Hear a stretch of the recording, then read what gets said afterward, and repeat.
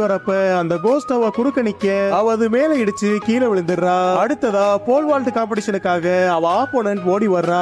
அப்ப அந்த கோஸ்ட் ஒரு டவலை வச்சு அவ போல பிரேக் பண்ணி அவளை கீழே விழ வச்சிருது. அதே நேரத்துல ஏமி ஜம்ப் பண்றப்ப அவ போல புடிச்சு ஈஸியா தாண்ட வச்சிருது. ஆனா ஹை ஜம்ப் காம்படிஷன் அப்ப அந்த கோஸ்ட் அவ ஆப்போனன்ட்ட எதுவும் செய்யாம தாண்ட விட்டுருது. பார்த்தா அவ தாண்டதுமே அது பார தள்ளி விட அவளை ஃபவுல்னு சொல்லிடுறாங்க.